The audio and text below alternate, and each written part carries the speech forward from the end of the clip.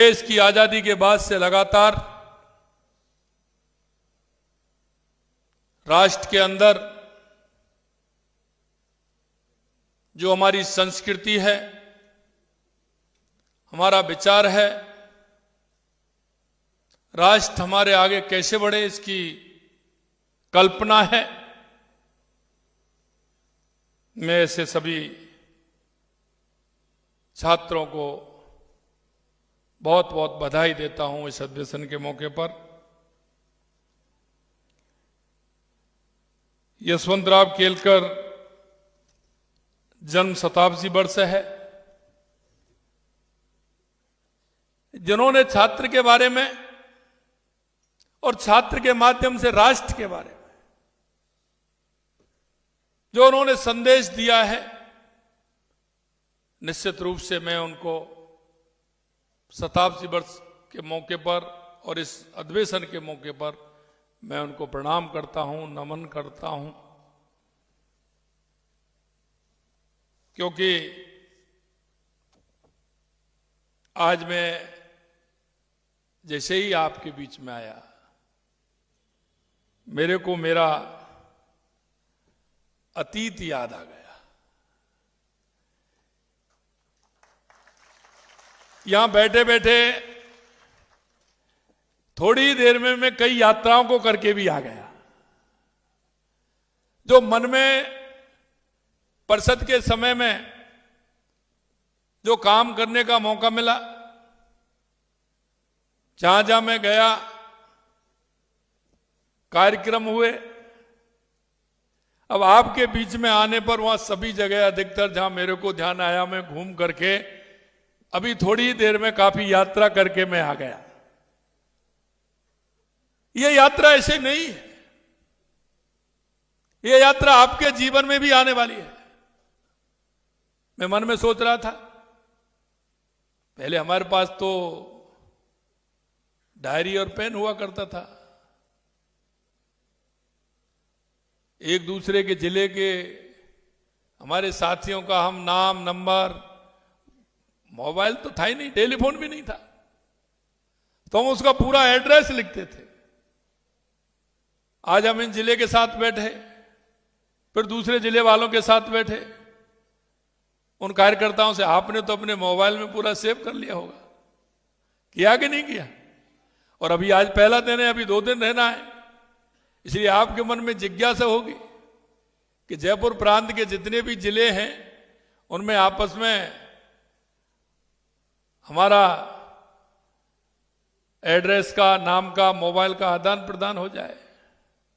हमको थोड़ा सा वक्त मिलता था बीच में।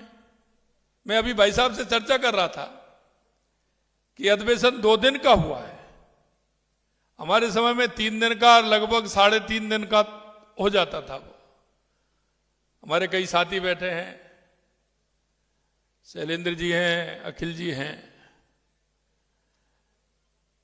तो मैं मन में यह था कि आप कहीं ना कहीं आपके मन में जिज्ञासा होती है। मित्रों,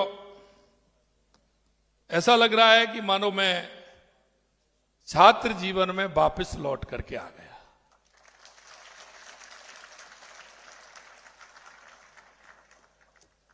मैं इस बात को गर्व से कहता हूं, यह पाठशाला दुनिया की सबसे श्रेष्ठ और सबसे उच्च पाठशाला है, तो हमारा ये परिषद है। हमारा नारा है ज्ञानशील एकता। ये नारा नहीं है, यह हमारा स्वयं का चिंतन है। ज्ञानशील एकता परिषद की विशेषता। और कभी कभी मैं ये भी कहता हूं, क्योंकि हम जिस संगठन में काम करते हैं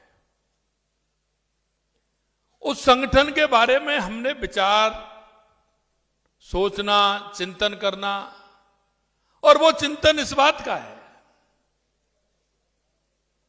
कि अगर मैं विद्यार्थी परिषद के अंदर काम करता हूं तो क्यों करता हूं, इस पर जरूर विचार किएगा। क्योंकि मैं जिस संगठन में हूं उस संगठन का काम क्या है, आखिरकार विद्यार्थी परिषद क्यों, मन में अपने आप में सवाल करिए, आपको उसमें उत्तर भी मिलेगा। कि आखिरकार क्या है। मित्रों, एक बात मैं विश्वास के साथ आपसे कह सकता हूं कि जो इस संगठन से जुड़ा हुआ है उसके जीवन में जितनी भी ऊंचाइयां मिली हैं उसका आधार अखिल भारतीय विद्यार्थी परिषद है।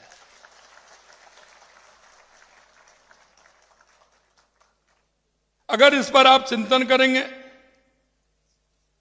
तो आप महसूस भी करेंगे, विद्यार्थी परिषद आज दुनिया का सबसे बड़ा संगठन है। लेकिन मैं एक बात कहता हूं, देश की आजादी के तुरंत बाद हमारे उन मनीषियों ने, हमारे पूर्वजों ने आजादी की लड़ाई लड़ी, और यह आजादी की लड़ाई कोई कम समय की नहीं थी। कभी इस देश में हूण आए, कुषाण आए, इस्लाम आया, अंग्रेज आए, हमारे पूर्वजों ने कितनी लड़ाइयां लड़ी। उनका ध्येय, उनका समर्पण। लेकिन आजादी के तुरंत बाद इस संगठन की आवश्यकता क्यों पड़ी? क्योंकि देश की आजादी में जितने भी हमारे पूर्वज लगे हुए थे, जिन्होंने अपने प्राणों की आहुति दे दी एक ऐसा राष्ट्र बनाने की जो स्वामी विवेकानंद जी के सपने का राष्ट्र कैसे बने, हमारा राष्ट्र किस तरह से इसका निर्माण हो, उन्होंने अपने आप को समर्पित कर दिया। लेकिन आजादी के बाद तुरंत ही देश की बागडोर ऐसे लोगों के हाथ में गई जो तुष्टीकरण के आधार पर इस देश को चलाना चाहते थे, भ्रष्टाचार के आधार पर इस देश को चलाना चाहते थे, धर्म के आधार पर इस देश को टुकड़े किए गए। आखिरकार ये आजादी के मायने क्या है? उन राष्ट्रवादी लोगों ने जो सोचा, युवा तरुणाई ऐसे राष्ट्रवादी लोगों ने कहा कि जिन पर अंग्रेजों की सोच हावी हो चुकी, तुष्टीकरण की आदत लग चुकी, वामपंथी विचारों के प्रभाव में भटक रहे थे, ऐसे समय में राष्ट्रवादी हमारे उन चिंतक, विचारक और युवा तरुणाई ने यह निर्णय लिया कि राष्ट्र प्रथम की भावना, चरित्र निर्माण, देश हित के कार्यों से जुड़ना, भारतीय संस्कृति और जीवन मूल्यों को आगे बढ़ाना, इन सारे विचारों को लेकर के 9 जुलाई, क्योंकि 47 में देश आजाद हुआ, 50 में संविधान बना, लेकिन एक विद्यार्थी परिषद एक ऐसा संगठन है 48 में जिसकी नींव रखी गई और 9 जुलाई 1949 को इसकी स्थापना हुई। क्योंकि एक प्रश्न था पूरे देशवासियों के ऊपर कि आखिरकार हमारा राष्ट्र कैसा होना चाहिए। उस राष्ट्र की उनके मन में जो कल्पना थी, इसलिए सबसे पहले, क्योंकि हम कभी कभी परिषद होता है या यूथ विंग होती है, उसको हराबल दस्ता भी कहते हैं, तो हमारी परिषद हराबल दस्ते के रूप में राष्ट्र निर्माण के कार्य में लगी। और राष्ट्र निर्माण के कार्य में लगते हुए उन्होंने उस रचना को किस तरह से किया, इस पर हमें विचार करने की आवश्यकता है। जिन्होंने जिस संगठन का बीज बोया वही आज दुनिया का सबसे बड़ा छात्र संगठन बन गया है। आज हम कह सकते हैं कि विद्यार्थी परिषद दुनिया का सबसे बड़ा छात्र संगठन है। मित्रों, हमारे जयपुर के, हमारा ये जयपुर प्रांत का मुझे पता है, जैसे मेरे को जानकारी दी है, हमारे लगभग 23 जिले इसमें हैं। लगभग यहां छात्रों की उपस्थिति 700 के लगभग है। लेकिन मैं अभी कह रहा था कि पहले हमारी बहनों की संख्या बहुत ही कम रहती थी। लेकिन मैं धन्यवाद देना चाहता हूं हमारे संगठन के सभी पदाधिकारियों को कि आज निश्चित रूप से मन प्रसन्न हुआ है कि हमारी छात्रों की संख्या बहुत ही अच्छी है।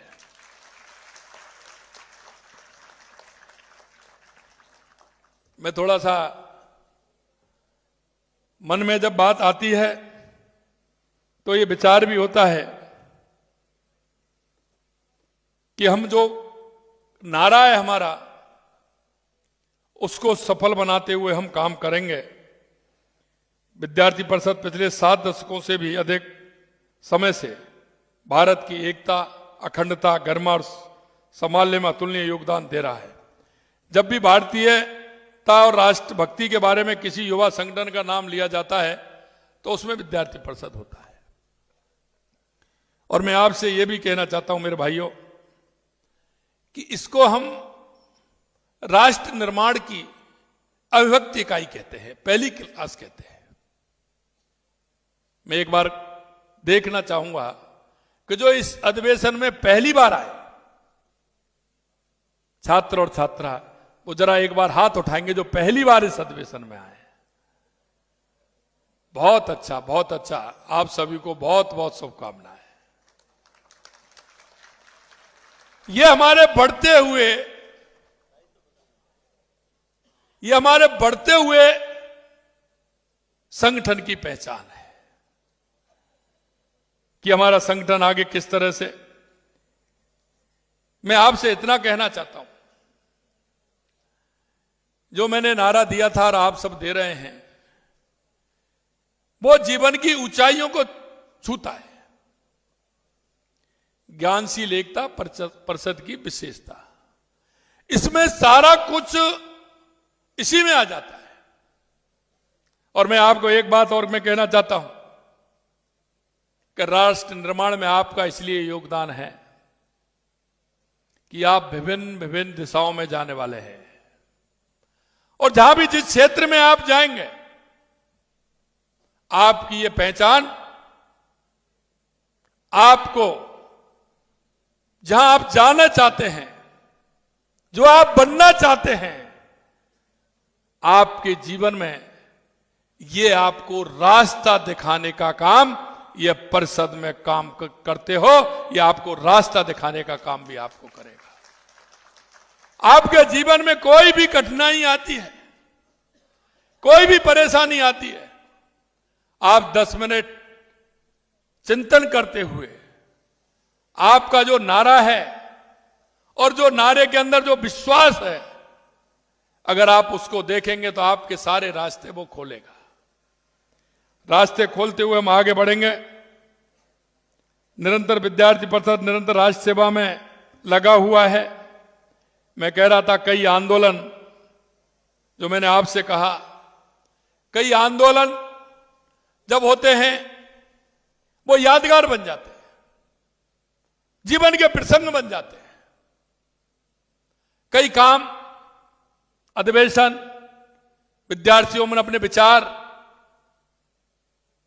हमेशा मैं एक बात और कहता हूं कि प्रतिदिन का आप अपना एक कार्ड बनाइए। और प्रतिदिन का आपका कार्ड क्या हो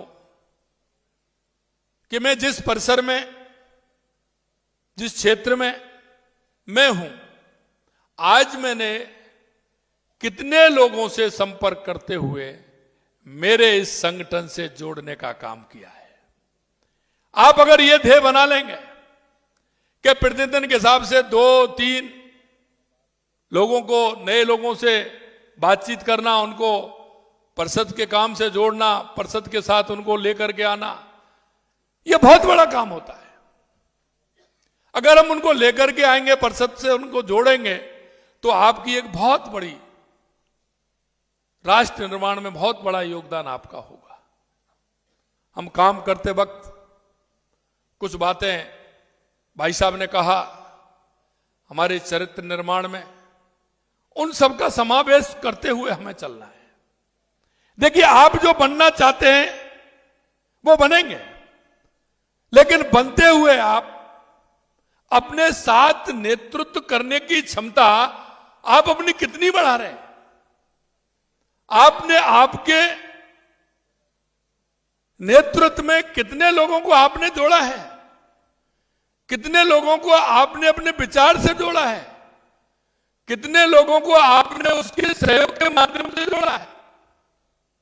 जब हम देखते थे विद्यार्थियों का नया बैच आता था, हम कागज पेन लेकर के, डायरी पेन लेकर के हम परिसर में निकल जाते थे जुलाई के महीने में, और नए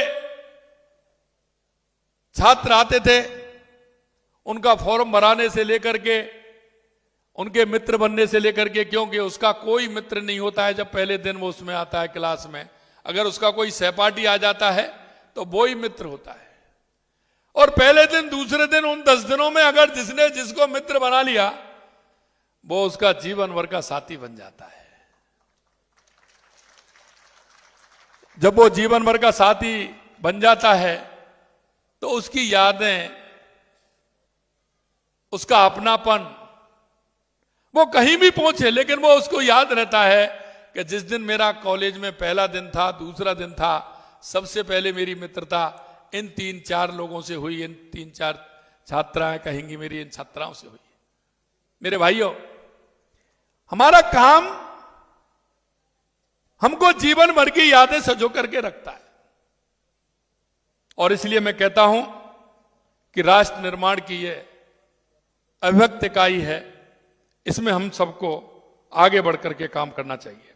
मित्रों, अखिल भारतीय विद्यार्थी परिषद ऐसे ऐसे आंदोलन का सूत्रधार रही है जिन्होंने हमारे देश को एक नई दिशा दी है। 1970 में बांग्लादेशी घुसपैठियों की देश में उत्पात खिलाफ मुहिम छेड़ना, आपातकाल में युवाओं को देश की उन्नति के लिए अत्याचारी कांग्रेसी शासन के खिलाफ आंदोलन करना, विश्वविद्यालय में स्वस्थ वातावरण का निर्माण करना, आज जो लड़ाई घुसपैठ के विरुद्ध लड़ी जा रही है, इसके बीच उस समय विद्यार्थी परिषद के माध्यम से अन्य आंदोलन होते थे। हमारा जो विचार परिवार है, वो सबसे पहले आंदोलन की रूपरेखा तय होती थी। तो सबसे पहले जो ऐसे आंदोलन होते थे, जन आंदोलन होते थे, उसमें पहला नंबर अगर कोई होता था तो वो विद्यार्थी परिषद का होता था, और वो पूरे देश में काम होता था उसका। आज जब हम देखते हैं अखिल भारतीय विद्यार्थी परिषद में जो राष्ट्र निर्माण की भावना जन्म लेती है, वही आगे चलकर धरातल को साकार करती है, वही एक दिन आपको ऊंचाइयों पर भी पहुंचाती है। विद्यार्थी परिषद से निकले अनेक कार्यकर्ता आज जब हम सुनते हैं, मैं तो राजनीति क्षेत्र में काम करता हूं, इसलिए मेरे को तो उसमें ज्यादा पता रहता है, तो मैं कह सकता हूं कि उसमें लगभग 70 और 75% विद्यार्थी परिषद से निकले हुए छात्र और छात्रा होते हैं जो काम करते हैं। यह उसका आधार बनता है। और फिर भी मैं कहना चाहता हूं, विभिन्न क्षेत्रों में जहां काम करते हैं, परिषद से निकला हुआ व्यक्ति जहां काम करता है, वो किसी भी क्षेत्र में काम कर, लेकिन उसका प्रभाव हर जगह होता है, क्योंकि जिस संगठन से निकलता है और जिस नारे के साथ निकलता है, वो राष्ट्र के उच्चतम मूल्यों को प्रदान करता है, और वो राष्ट्र के प्रति सजग रहते हुए, राष्ट्र के प्रति पूरा काम करते हुए अपना नाम भी कमाता है। एक बात वैसे तो मैं ये राजनीति क्षेत्र में कहता हूं, लेकिन विद्यार्थी परिषद के लिए भी लागू होता है कि हमारे परिषद के कोई भी कार्यक्रम आते हैं, हम कोई भी अभियान लेते हैं, चाहे वो हमारा सदस्यता का अभियान आता हो या कॉलेज में कोई अभियान हम लेते हैं, नए छात्रों के स्वागत का अभियान लेते हैं, अन्य अन्य कई विषयों को लेकर के हम जाते हैं और हम कॉलेज परिसर में भी जाते हैं और बाहर भी करते हैं। यह कार्यकर्ता के लिए जीवन भर के लिए बहुत फायदेमंद होते हैं। वो फायदेमंद कैसे होते हैं कि आप जब परिषद के अंदर काम करोगे,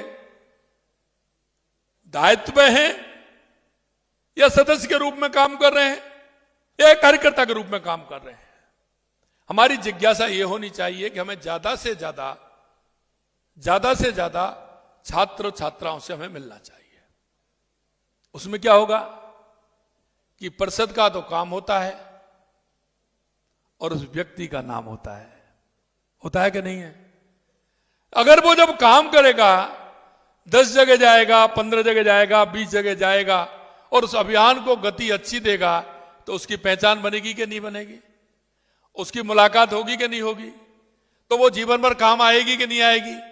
आप जो संगठन में राष्ट्र निर्माण की बात कर रहे हैं उसमें हम आगे बढ़ेंगे कि नहीं बढ़ेंगे?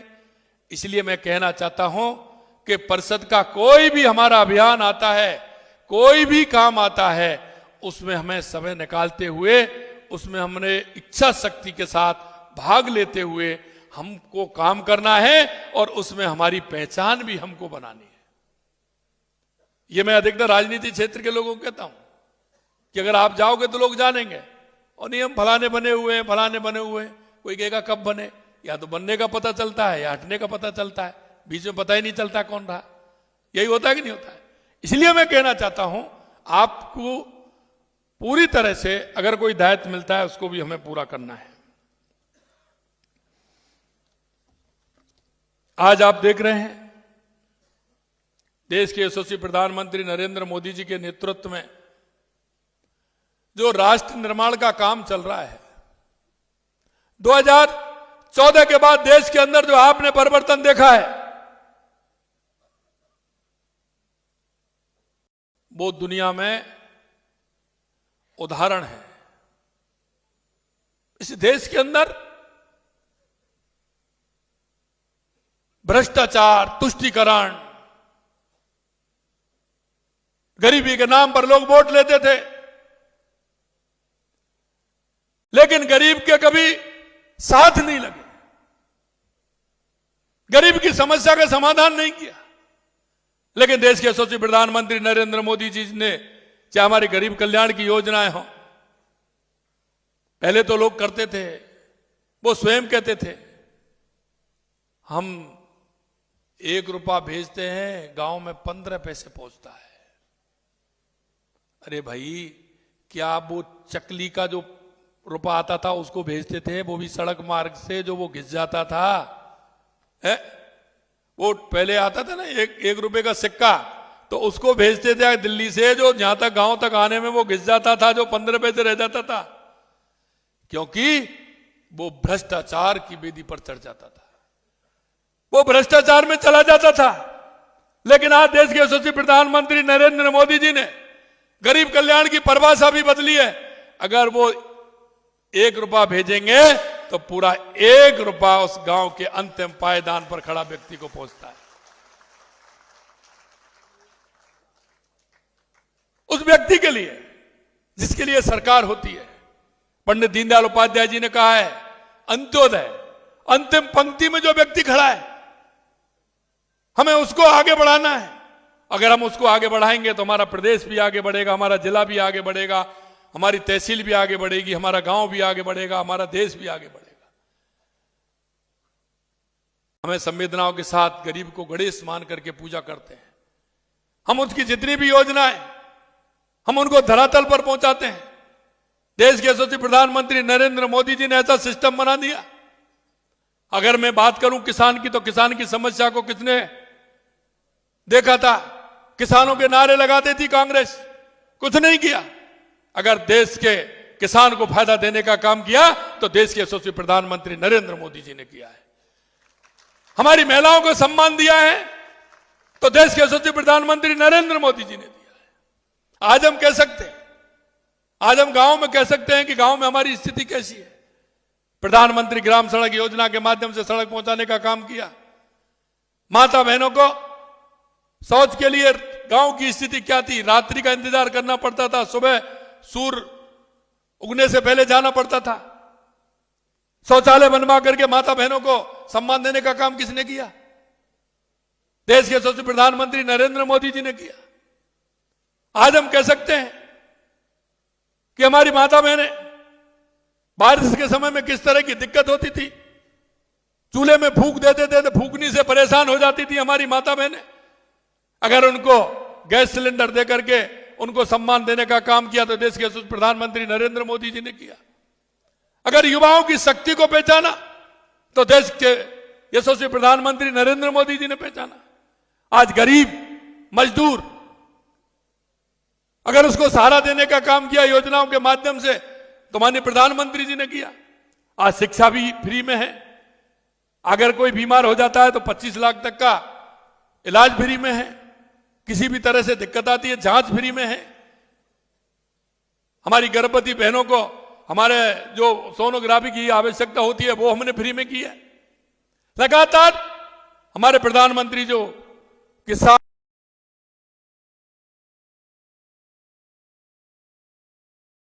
युवा महिला मजदूर उन चारों की दृष्टि रखते हुए अगर वो हमारे मजबूत होंगे तो हमारा देश मजबूत होगा, हमारा प्रदेश मजबूत होगा। इसे लेकर के चल रहे हैं। और मेरे भाई और बहनों, मैं यही कहना चाहता हूं कि देश के यशस्वी प्रधानमंत्री जी ने जिस तरह से राष्ट्र निर्माण के लिए काम किए हैं, हमारी सांस्कृतिक विरासत, चाहे हमारा केदारनाथ हो, बद्रीनाथ हो, बाबा विश्वनाथ हो, महाकाल मालोक काल हो, चाहे भगवान राम का राम मंदिर का निर्माण हो, यह देश के यशस्वी प्रधानमंत्री नरेंद्र मोदी जी के नेतृत्व में हुआ है। मैं तो जिन विचारों को लेकर के हम चल रहे थे, हमारे पूर्वजों ने हजारों सालों की लड़ाई लड़ी थी। हमारा ये विश्व गुरु कहलाने वाला हमारा देश किस तरह से आदाताइयों ने क्या स्थिति बना दी थी। हमारी इति को भुला दिया गया, हमारी संस्कृति को भुला दिया गया, हमारे इतिहास को भुला दिया गया। हम क्या हैं इसको भुला दिया गया। मैं आपसे कहना चाहता हूं, मेरे निर्माण में सबसे ज्यादा योगदान है तो हमारे छात्र और छात्राओं का है, जिसे उनको सुनिश्चित करना है। आपने देखा अभी हाई पावर डेमोग्राफी मिशन की घोषणा की। उनका स्पष्ट मानना है कि सुनियोजित षड्यंत्र के तहत देश की जनसंख्या की संख्यांकिकी को बदलने का प्रयास किया जा रहा है। गृह मंत्री अमित शाह जी ने स्पष्ट कहा है कि घुसपैठियों को चुन चुन करके निकालेंगे, चुन चुन करके निकालेंगे। और आपने देखा है, चाहे हमारा सीएए हो, आपसे मैं पूछना चाहता हूं, यह बताइए, आजादी के बाद जो हमारे हिंदू भाई थे, जो हमारे पाकिस्तान और बांग्लादेश के अंदर रह गए थे, हमारे सिख भाई थे जो अफगानिस्तान के अंदर रह गए थे या पाकिस्तान के अंदर रह गए थे, कितनी बड़ी संख्या थी पाकिस्तान में, वो कहां चले गए, कहां गए, कौन खा गया उनको। लेकिन मैं आपसे कहना चाहता हूं, जब सीएए का हम कानून लेकर के आए थे तो कांग्रेस के लोगों ने विरोध किया। भाई आप बताइए, आपको क्या नुकसान है? अगर पाकिस्तान से विस्थापित आया हुआ है उसको हम क्यों नहीं दें नागरिकता? हमने उनको नागरिकता देने का काम किया, उसमें भी विरोध किया। अब हम घुसपैठियों को निकाल रहे हैं तो एसआईआर पर भी विरोध कर रहे हैं। अफवाह से काम करते हैं, कभी कहते हैं संविधान बदल देंगे, कभी कुछ कहते हैं, कभी कुछ कहते हैं। मैं आपसे कहना चाहता हूं मेरे युवा साथियों कि राष्ट्र निर्माण में आप सभी इन सारी चीजों को मंथन भी करें, विचार भी करें, लोगों के आगे जाकर के उनको बताएं कि हमारा राष्ट्र कैसे मजबूत होगा। अब हमने भी किया है कि राजस्थान में अगर कोई भी घुसपैठिया होगा तो किसी भी कीमत पर राजस्थान में नहीं रहेगा, यह हमने भी कहा है।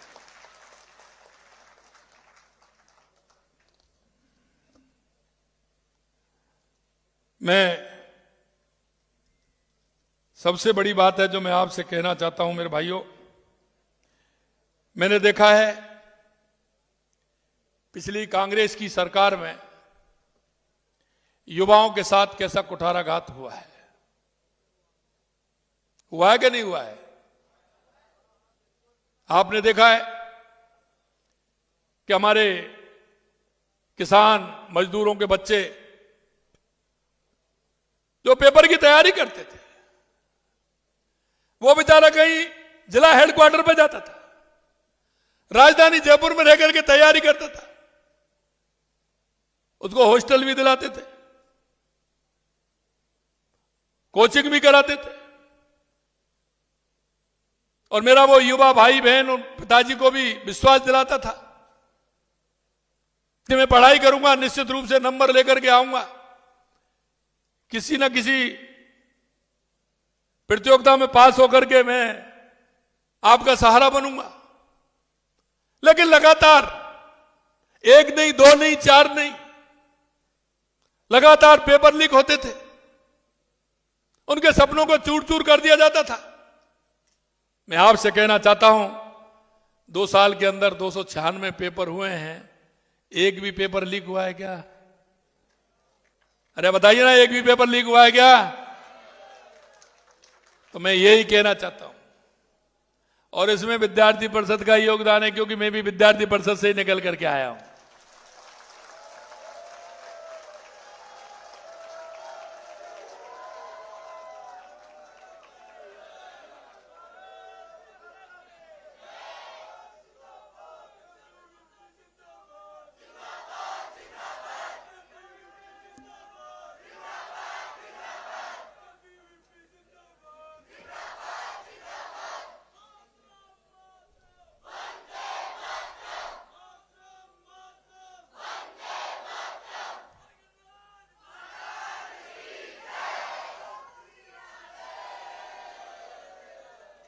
एक मैं आपसे और कहना चाहता हूं, क्योंकि मैं धन्यवाद देना चाहता हूं माननीय हमारे क्षेत्रीय प्रचारक जी को और हमारे विद्यार्थी परिषद के कार्यकर्ताओं को, कि इस कार्यक्रम से मेरे को भी ऊर्जा और मिल गई है।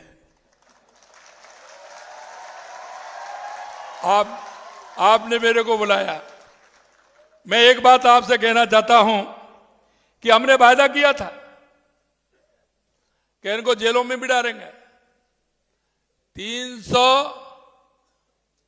लगभग 1-2 ही कम होगा, 400 में 397-98 पहुंच गए हैं जो जेल के अंदर है।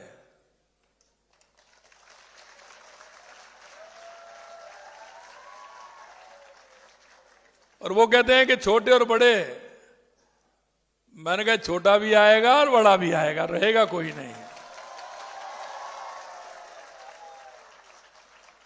एक मैंने आप राजस्थान के युवाओं को मैंने भरोसा दिलाया था, और वो हमारे संकल्प पत्र में था कि 5 साल में हम सरकारी 4 लाख नौकरी देंगे। यही कहा ना, 5 साल में 4 लाख सरकारी देंगे, 6 लाख प्राइवेट में देंगे। आपने देख लिया, 92,000 हमने दे दी, 10,000 अगले महीने पुलिस विभाग में दे रहे हैं, और 20,000 हम तैयार रखिए, बिल्कुल 20,000 हम ये दे रहे हैं। 20,000 बिल्कुल नियुक्ति पत्र देने वाले हैं। मैंने कांग्रेस वालों से कहा, मेरे को जब विधानसभा में कहा कि आप इतनी घोषणा कर रहे हैं, आप कैसे दे देंगे? मैंने कहा डायरी पेन जेब में रखिए, हिसाब लगाते चलिए, क्यों चिंता कर रहे हैं? तो 92,000 आपके सामने दे दिए नियुक्ति पत्र, 7 रोजगार उत्सव में। 8वां अभी हमारे अगले महीने हमारे देश के यशस्वी प्रधानमंत्री जी का कार्यक्रम बन रहा है, तो 20,000 उसमें होंगे, 10,000 पुलिस विभाग में होंगे। तो मैंने कहता हूं उनसे, आप हिसाब लगाते जाइए और लिखते जाइए। 1,56,000 प्रक्रियाधीन है, और अभी वैकेंसी कुछ आरपीएससी ने निकाली है, किसी और बढ़ाएंगे, कुछ उसमें आ रही हैं। इसलिए मैं एक कहना चाहता हूं आपसे, एक ही बात कहूंगा, आप विद्यार्थियों से कहिए, और आप स्वयं भी हैं तो स्वयं भी पूरी तरह से तैयारी करिए, मेहनत करिए, जो हमने कहा है वो करके बताएंगे।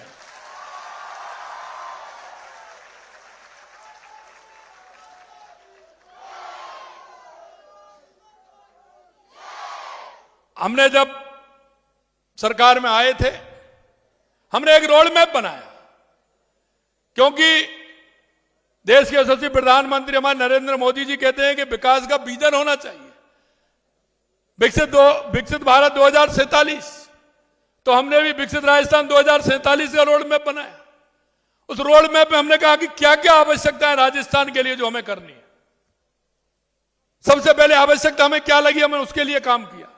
सबसे पहले आवश्यकता हमारे पानी की थी, तो पानी के लिए हमारी ईआरसीपी रामजल सेतु योजना हो, चाहे हमारी यमुना समझौता हो, या हनुमानगढ़ गंगानगर के हमारे इंदिरा गांधी नहर या गंग नहर हो, या हमारा बाड़मेर सांचौर के लिए हमारी नर्मदा का पानी हो, या सोम कमलाम से हमारा जमाई बांध का डैम हो, या देवास स्कीम से हमारा उदयपुर चित्तौड़गढ़ राजसमंद भीलवाड़ा हो, चाहे हमारा ब्राह्मणी नदी से हमारा बीसलपुर बांध में पानी आए ये हो।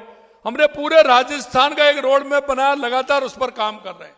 आपने देखा कांग्रेस उसको अटका रही थी, भटका रही थी, हमने पूरा एक साल में पूरा किया। और 17 दिसंबर को तो माननीय प्रधानमंत्री जी से शिलान्यास कराया।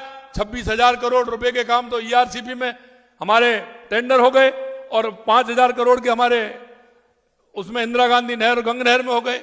लगातार इस जमाई में और इसमें हमारा काम चल रहा है। हमने एक रोड मैप बनाया। दूसरा काम था हमारा बिजली का। राजस्थान को बिजली की समस्या है, राजस्थान बिजली में बड़ी स्थिति खराब थी, तो उसके लिए काम किया है। हमने 2 साल में 6,363 मेगावाट बिजली का उत्पादन कर दिया। और हमने किसानों को वायदा किया था कि दिन में बिजली देंगे आपको। 2027 में 22 जिलों में हमने देना प्रारंभ कर दिया, और हमने कहा है कि 27 में दिन में बिजली देंगे तो देंगे, ना उद्योग को कमी आएगी, ना उपभोक्ता को कमी आएगी। 2027 तक हमारा राजस्थान बिजली में आत्मनिर्भर बनेगा, और हमें बिजली खरीदने की जरूरत नहीं कि बिजली देने वाले बनेंगे। दूसरा काम हमने पहली साल में राइजिंग राजस्थान किया, क्योंकि हमने भी तो उसमें कहा है कि 6 लाख प्राइवेट जॉब हम देने वाले हैं। मैं आपसे कहना चाहता हूं, हमारे 35 लाख करोड़ के एमओयू हुए, 8 लाख करोड़ के जमीन पर उतर गए। धीरे धीरे उनके सहारे से छोटे उद्योग भी आ रहे हैं। मैं एक ही आपसे कहना चाहता हूं, हम एक युवा पॉलिसी भी लेकर के आ रहे हैं स्किल डेवलपमेंट के माध्यम से। आपसे भी मैं कहना चाहता हूं, आप अगर सरकारी नौकरी के लिए प्रयास करते हैं, अच्छी बात है, करिए, लेकिन मेरा एक आह्वान है कि आप नौकरी लेने वाले नहीं, आप नौकरी देने वाले बनिए। आप राजस्थान के अंदर बहुत बड़ी गुंजाइश है, हर क्षेत्र में गुंजाइश है। लगातार हम हर क्षेत्र में काम कर रहे हैं। इसलिए मैं आपसे कहूंगा, क्योंकि कल एक मैं लघु उद्योग भारती के कार्यक्रम में मैं कल परसों जोधपुर गया था, 2 दिन पहले जोधपुर गया। एक बेटी थी, उम्र उसकी 21-22 साल की होगी, 16। उसने कहा कि मैंने मेरा काम, वो कॉफी करती है, जोधपुर की बेटी थी, मैंने परसों बुलवाया था उसको कल। तो उसने कहा कि मेरी नजर पड़ी तो वो आई। उसने कहा कि सर मैंने ये काम मेरा स्टार्ट किया 15,000 से 16,000 से। मैंने बीन मंगाए और मैं कॉफी बनाने का काम मैंने प्रारंभ किया, और आज मेरी 6 साल के अंदर 6.7 करोड़ की उसकी अर्निंग बन गई है उसकी। तो मैंने देखा ये बच्ची 16 साल की बच्ची, और उसने 5 साल और 6 साल के अंदर इतना प्रोग्रेस किया। उसने अपना उस पर कॉपी पर फोटो भी लगाया, वो भी किया। मैं आपसे कहना चाहता हूं मेरे भाइयों, क्योंकि हम जब प्रयास करेंगे तो हम किसी मंजिल को पाने के लिए पहली सीढ़ी हमारी बहुत महत्वपूर्ण है। पहली सीढ़ी पर अगर आप पैर रखेंगे तो आपको मंजिल अपने आप आ जाएगी। आप जिस मंजिल पर चढ़ना चाहें आपको रास्ता मिल जाएगा। इसके लिए हमारी सरकार तैयार है। हम हर तरह का युवाओं को सहयोग करते हुए हम कहना चाहते हैं कि हमारा युवा आगे बढ़े।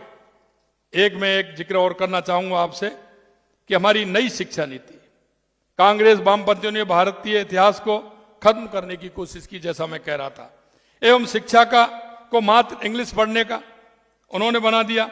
अब मैं कहना चाहता हूं, ये नीति भारतीय ज्ञान परंपरा को आगे बढ़ाने का एक महत्वपूर्ण कदम है। माननीय प्रधानमंत्री जी के नेतृत्व में नई शिक्षा नीति, अब भारतीय भाषा में पठन पाठन को पढ़ाया जाएगा। राजस्थान भी इस मुहिम में रोज नए कदम बढ़ा रहा है। मित्रों मुझे कहना है कि लगातार हमारी जो नई शिक्षा नीति है हम उसका करें, अपनी मातृभाषा में करें, और अगर हम ये करेंगे तो निश्चित रूप से हमारा बहुत बड़ा काम इसमें होगा और ये विद्यार्थियों के माध्यम से होगा तो एक बहुत अच्छा लगेगा। मैं कहना तो मैं काफ़ी चाहता लेकिन समय कम है। हमने जो शिक्षा के क्षेत्र में काम किए हैं, शिक्षा के क्षेत्र में हमने बहुत सारे काम किए हैं। विगत 2 वर्षों में हमने कई ऐसे काम किए हैं कांग्रेस पिछली सरकार में 5 सालों में भी नहीं किए। ये मेरे 50 काम हैं, मैं इनको कांग्रेस के लोगों को बताता हूं। ये मेरे 50 काम ऐसे हैं जो कांग्रेस ने 5 साल में नहीं किए, हमने 2 साल में किए, लेकिन वो इनका जवाब नहीं देते। इनका जवाब वो नहीं देते कांग्रेसी कोई। उनसे 4 गुने 5 गुने, कई तो ऐसे 10-10 गुने काम उन्होंने 5 साल में नहीं किए, वो हमने 2 साल में किए। मित्रों हमारी सरकार भी 2 वर्ष पूरे किए हैं और 5 वर्षों का हमारा जो विजन हमने किया है वो भी आपके सामने है। 2 वर्षों में ऐसे काम जो 5 साल में भी सरकार ने नहीं किए उन्होंने, वो लगातार आप देखेंगे युवाओं को नौकरी देने से लेकर के हमने 71 नवीन महाविद्यालयों की स्थापना की है। 33 जिलों में ग्रामीण तथा स्कूलों में विद्यार्थियों को चयन हेतु एक विद्यालय महाविद्यालय में कुल 65 I start launch pad nest स्थापित किए हैं। स्नातकोत्तर स्तर के 49 तथा स्नातक के स्तर के 58 महाविद्यालयों में नवीन विषय प्रारंभ किया है। 12 महाविद्यालयों में विज्ञान एवं महाविद्यालयों में वाणिज्य नवीन संकाय का प्रारंभ किया है।